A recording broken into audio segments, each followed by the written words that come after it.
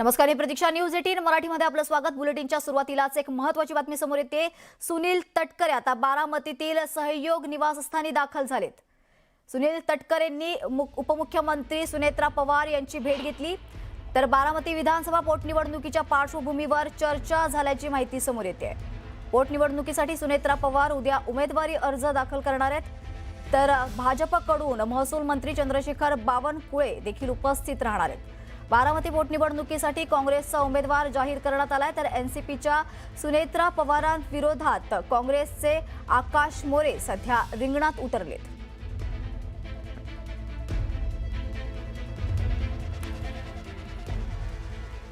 यानंतर पाहूयात सुपरफास्ट 100 बातम्या।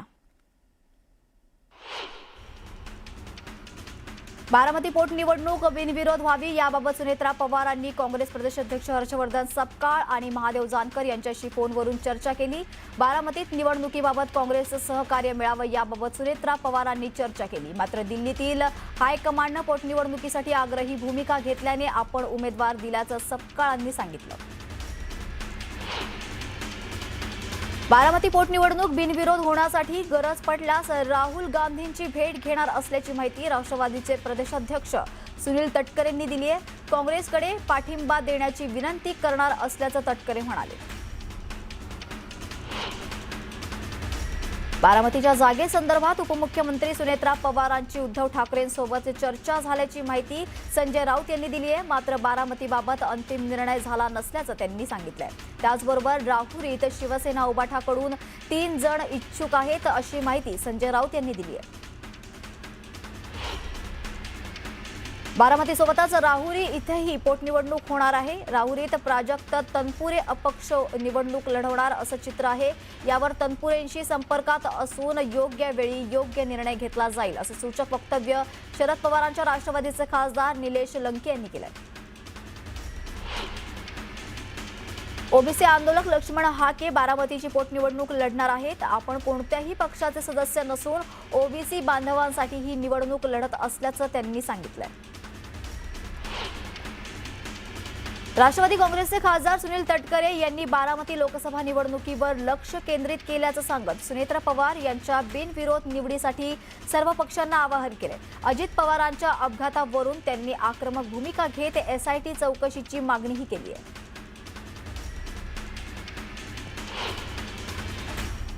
यानंतर एक महत्त्वाची बातमी आहे पुण्यातून। पुण्याच्या भिगवणमधील अपहरण प्रकरणाला आता नवं वळण लागलंय। गेल्या 17 फेब्रुवारीला तरुणीचं अपहरण झाल्याची घटना घडली होती। सुरुवातीला या तरुणीनं आपण स्वतःहून झहीर शेख सोबत गेल्याची कबुली दिली होती। मात्र आता तिनं गंभीर आरोप केलेत। झहीर शेखनं आपलं अपहरण करून आपल्यावर अत्याचार केल्याचं या तरुणीने तक्रारीत म्हटलंय। तर तरुणीच्या या नव्या जबाबावरून पोलिसांनी झहीर शेख विरोधात गुन्हा दाखल केलाय। यानंतर पुन्हा पाहूया सुपरफास्ट 100 बातम्या। बोंधू अशोक खरातचा नवा कारनामा उघड झालाय। खरातने देवदर्शनाच्या नावाखाली कागदपत्र घेऊन अनुयायांच्या नावे बँक खाती उघडली आहेत। अनुयायांच्या नावे उघडलेल्या बँक खात्यावरून करोडोंचे व्यवहार केल्याची माहिती समोर आली आहे। अहिल्यानगरमध्ये बोंधू अशोक खरातवर आणखी एक गुन्हा दाखल झालाय। समता पतसंस्थेत भक्तांच्या नावावर 100 बनावट खाती उघडून 60 कोटींपेक्षा जास्त व्यवहार केल्याचा आरोप खरातवर करण्यात आलाय। या प्रकरणी समता पतसंस्थेच्या मॅनेजरवरही गुन्हा दाखल झालाय। बोंधू खरातच्या सर्व व्यवहारांची चौकशी सुरू आहे। अशातच महिलांवरील अत्याचार प्रकरणी खरातला कठोर शिक्षा देणार अशी माहिती मुख्यमंत्री देवेंद्र फडणवीसांनी दिली आहे। तर एसआयटी कडून खरातवर 12 गुन्हे दाखल करण्यात आले असून योग्य वेळी या संदर्भातील माहिती देण्यात येईल असं मुख्यमंत्र्यांनी सांगितलंय। त्याचबरोबर जमिनी व्यवहार आणि आर्थिक गैरव्यवहार प्रकरणी ईडी चौकशी करण्यात येणार असल्याची माहिती देखील त्यांनी दिली आहे। मुख्यमंत्री देवेंद्र फडणवीसांनी अंजली दमानिया यांच्याकडे खरात प्रकरणाचा सीडीआर कुठून आला याचाही तपास केला जाणार असल्याचं म्हटलंय। तर सबळ पुरावा असेल तर कारवाई केली जाणार असल्याचं त्यांनी ठणकावलंय। अशोक खरात प्रकरणावर सामाजिक कार्यकर्त्या अंजली दमानिया यांनी प्रसिद्ध केलेल्या सीडीआरवरून दावे प्रतिदावे सुरू आहेत। सुषमा अंधारेंनी अंजली दमानी यांना सवाल करत जोरदार टीका केली आहे, तर अंधारेंच्या प्रत्येक प्रश्नावर अंजली दमानी यांनी खरमरीत उत्तर दिलंय. बोंधू अशोक खरातनं आता मुंबईतील बाबा जान या बोंधूचा कारनामा उघड झालाय. काळी जादू उतरवण्याच्या नावाखाली महिलेवर अत्याचार झाल्याची बाब समोर आली आहे. भूतप्रेत उतरवतो असं सांगून महिलेवर वारंवार बलात्कार केल्याप्रकरणी पीडित महिलेच्या तक्रारीनंतर सांताक्रूज पोलीस ठाण्यात गुन्हा दाखल करण्यात आला. पुण्यात मराठा आणि धनगर समाजाच्या प्रमुख नेत्यांची एक महत्त्वाची बैठक पार पडली. अंजनगाव इथल्या छत्रपती शिवाजी महाराजांच्या पुतळ्यावरून निर्माण झालेला तणाव आणि गैरसमज दूर करण्यासाठी ही बैठक आयोजित करण्यात आली होती. बैठकीत सामाजिक सलोखा राखण्यावर भर देण्यात आला. तसेच वाद मिटवून गुण्यागोविंदाने राहण्याचा निर्णय देखील घेतला गेला. नांदेडमधील गँगवॉर प्रकरणात पोलिसांनी मोठी कारवाई करत दोन्ही गँगमधील 6 आरोपींना अटक केली आहे. सदा गँगचे 4 तर साई लाला गँगचे 2 जण पोलिसांनी ताब्यात घेतले. तर या सर्वांना 8 एप्रिलपर्यंत पोलीस कोठडी सुनावण्यात आली आहे. तर फरार आरोपींचा शोध सुरू आहे. दिव्याज फाउंडेशनकडून महिला पोलीस कर्मचाऱ्यांसाठी अस्मिता प्रोजेक्टचं आयोजन करण्यात आलं. पुण्यात अमृता फडणवीस यांच्या हस्ते या प्रोजेक्टचं उद्घाटन झालं. या प्रोजेक्टच्या माध्यमातून महिला पोलीस कर्मचाऱ्यांना विशेष प्रशिक्षण दिलं जाणार आहे. अकोला जिल्ह्यात कलिंगड उत्पादक शेतकरी मोठ्या अडचणीत सापडले. तर अवकाळी पाऊस आणि बदलत्या हवामानामुळे कलिंगडचं नुकसान झाले. तर दुसरीकडे कलिंगडाचे दरही कोसळले. तर सध्या कलिंगडाला फक्त 5 ते 6 रुपये किलो दर मिळतोय. त्यामुळे उत्पादन खर्चही निघत नसल्याची खंत शेतकऱ्यांनी व्यक्त केली आहे. सोलापूर जिल्ह्यात झालेल्या गारपिटीमुळे कलिंगड उत्पादक शेतकऱ्यांचं अतोनात नुकसान झालंय. दक्षिण सोलापूर तालुक्यातील अनेक गावांना वादळी वाऱ्यासह गारपिटीचा मोठा फटका बसलाय. गारपिटीमुळे 9 एकरावरील कलिंगडचं पीक पूर्णपणे उद्ध्वस्त झालंय. त्यामुळे शेतकऱ्यांकडून नुकसान भरपाईची मागणी होते. सातारा जिल्ह्यात गेल्या 4 ते 5 दिवसांपासून अवकाळी पावसाचा आणि गारपिटीचा कहर सुरू आहे आणि यामुळे बळीराजा अक्षरशः हैराण झालाय. कराड तालुक्यातील ओंड गावात 6 एकरवरील कलिंगडाचं नुकसान झालंय. लाखो रुपयांचं नुकसान झाल्यानं शेतकरी आर्थिक संकटात सापडलाय. अहिल्यानगर जिल्ह्यात गेल्या 2 ते 3 दिवसापासून अवकाळी पावसासह गारपीट झाल्याने अनेक शेती पिकांचं नुकसान झालंय. पाथर्डी तालुक्यातील एका पपई उत्पादक शेतकऱ्याचं लाखोंचं नुकसान झालंय. हातातोंडाशी आलेलं पीक मातीमोल झाल्यानं शेतकऱ्याला अश्रू अनावर झाले.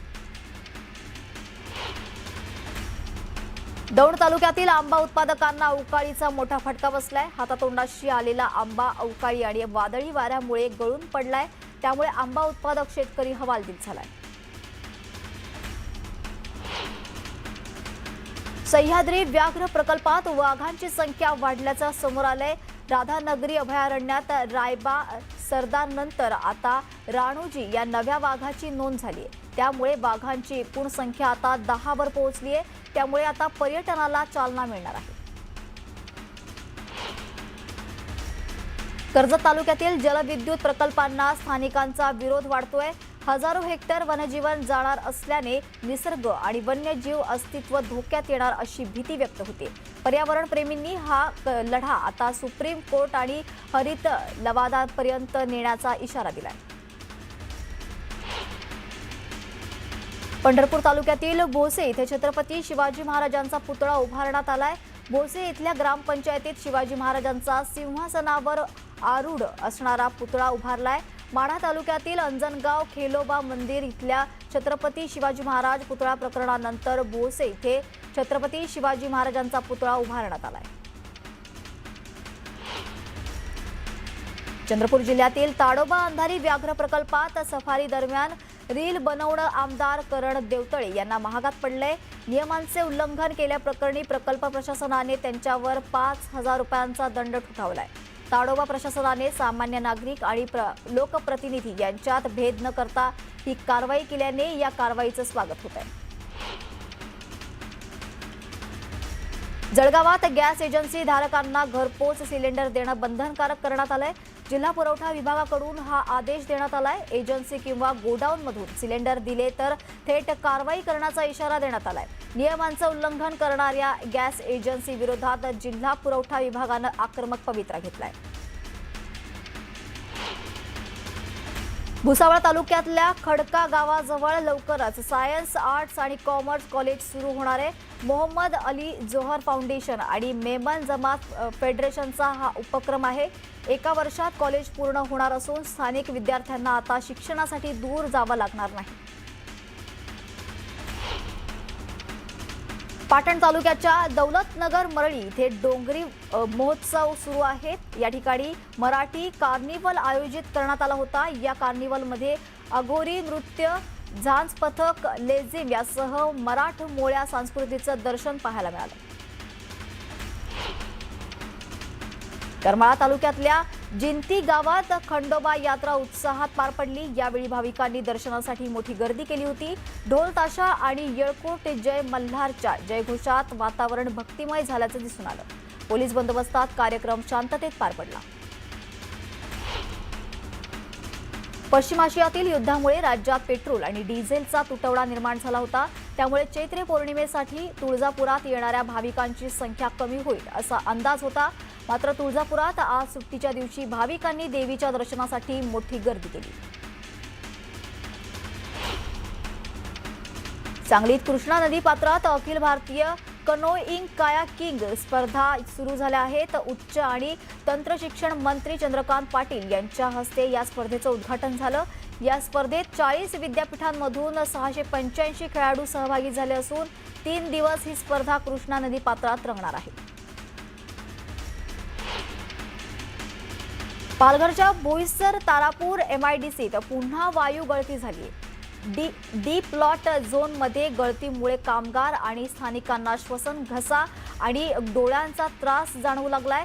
बोईसर तारापूर MIDCत अपघातांची मालिका सुरूच असून कामगारांसह स्थानिकांच्या जीवाशी कारखानदार खेळ करत असल्याचा आरोप होतोय। मंत्रालयातल्या आणखी एका अधिकाऱ्याला लाच घेताना ACBने अटक केली आहे। खारघर परिसरात लाच घेताना सापळा रचून अधिकाऱ्याला रंगेहात पकडण्यात आलंय। निधी मंजूर करून देण्यासाठी तब्बल 6,37,000ची लाच घेताना अर्थ आणि नियोजन विभागात कक्ष अधिकारी म्हणून कार्यरत असणाऱ्या विलास लाड यांच्यावर कारवाई करण्यात आली आहे। छत्रपती संभाजीनगर शहरालगत असलेल्या हर्सुल तलावात पोहण्यासाठी गेलेल्या 4 तरुणांचा बुडून मृत्यू झालाय। रविवारची सुट्टी असल्यानं हे सर्व तरुण तलावात पोहण्यासाठी गेले होते अशी प्राथमिक माहिती समोर आली आहे। मुलांच्या मृत्यूमुळे परिसरात हळहळ व्यक्त होते।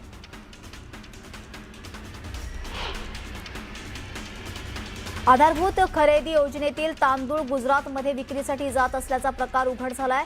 पेठ पोलिसांनी 400 पोती म्हणजेच 160 क्विंटल तांदळासह ट्रक ताब्यात घेतलाय। कोटंबी सोसायटीतून हा माल पाठवण्यात आल्याचं समोर आलंय।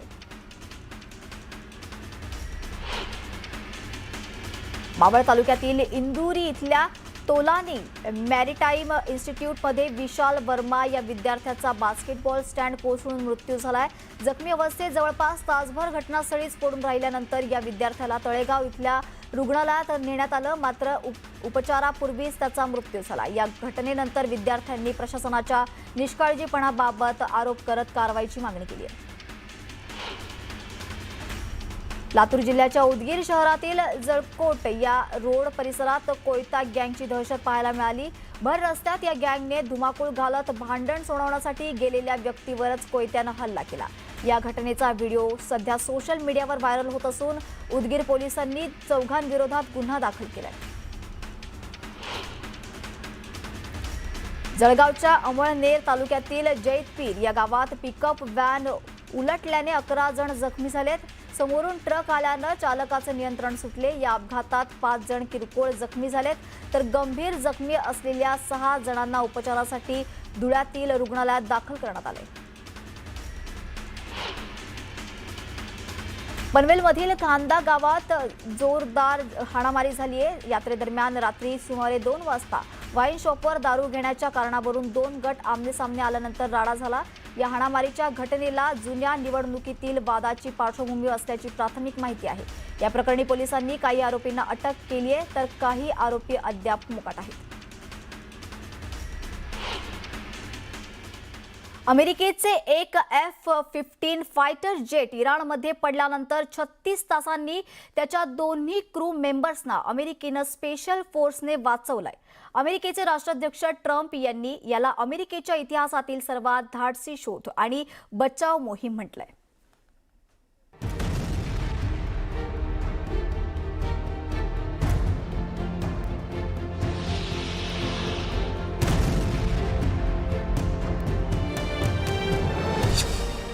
इराणची जमीन, अमेरिकेची मोहीम। दोन वैमानिकांना वाचवण्याची धडपड।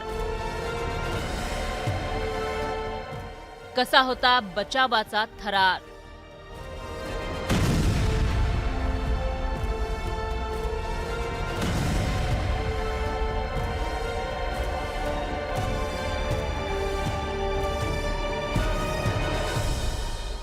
पश्चिम आशियात सुरू असलेलं युद्ध आता फक्त मिसाईल आणि एअर स्ट्राईक पुरतं मर्यादित राहिलेलं नाहीये, तर आता हे अतिशय जोखमीच्या अशा बचाव मोहिमांचं युद्ध बनलंय।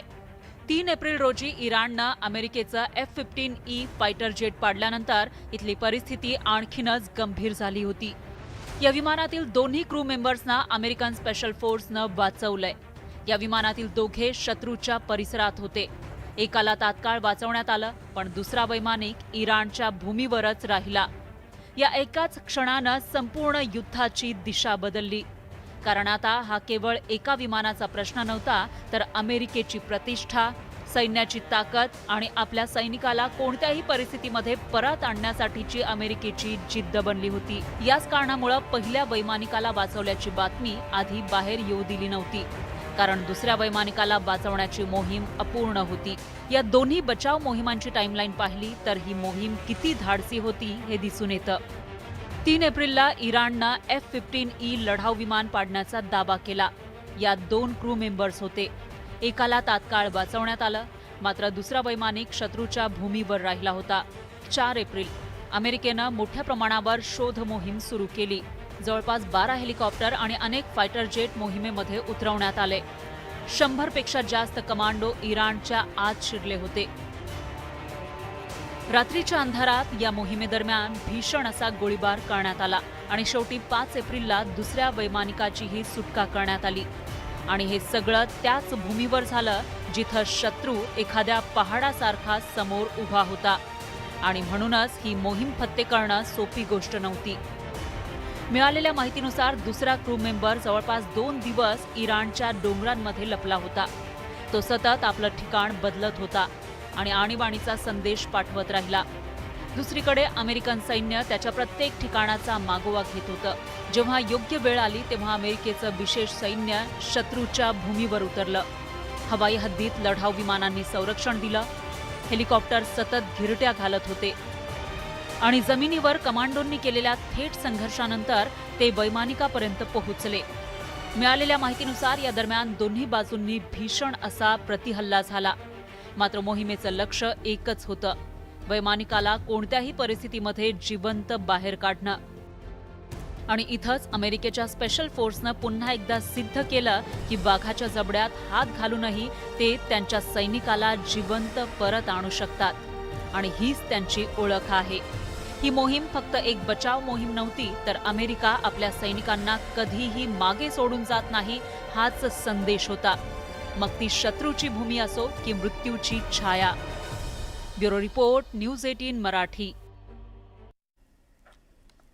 इथे घेऊयात एक छोटासा ब्रेक, लगेचच परत येतोय। पाहत रहा न्यूज 18 मराठी, आवाज महाराष्ट्राचा।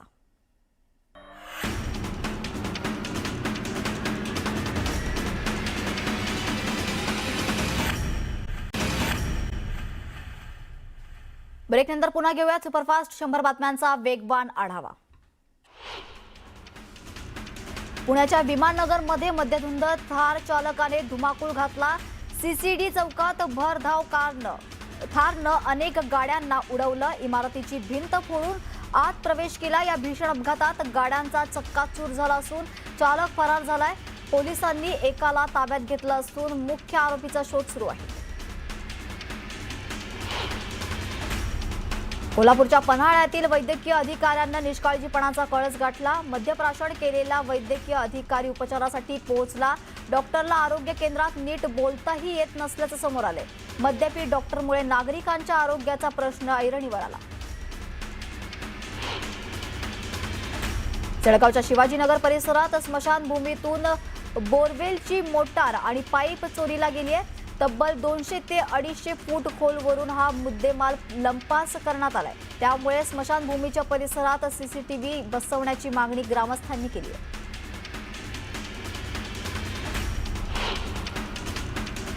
यानंतर घेऊयात एक छोटासा ब्रेक. पाहत रहा न्यूज 18 मराठी, आवाज महाराष्ट्राचा.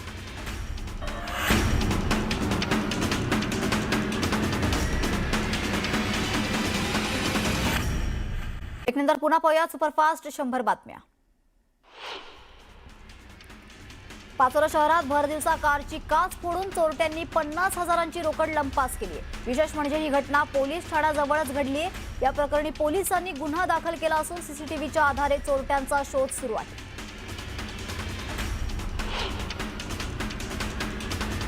मालवणच्या वालावल खाडीत सुरू असलेल्या बेकायदेशीर वाळू उपसाविरोधात तळाशील ग्रामस्थांचं 5व्या दिवशीही आंदोलन सुरूच आहे. महिलांसह ग्रामस्थ खाडीत उतरले असून महसूल प्रशासनावर आरोप करत कडक कारवाई झाल्याशिवाय मागे हटणार नाही असा इशारा ग्रामस्थांनी दिलाय. परभणीच्या जिंतूर औंढा महामार्गावर मांधानी फाट्यावर कार आणि दुचाकीची जोरदार धडक झाली. या अपघातात एकाचा जागीच मृत्यू झालाय तर एक जण गंभीर जखमी झालाय. स्थानिकांनी जखमीला तातडीनं रुग्णालयात हलवलं असून पुढील तपास सुरू आहे. यानंतर वेळ झाली या बातमीपत्रात इथेच थांबण्याची. मात्र दिवसभरातील घडामोडी अशा सुरू राहतील त्यासाठी पाहायला विसरू नका न्यूज 18 मराठी, आवाज महाराष्ट्राचा.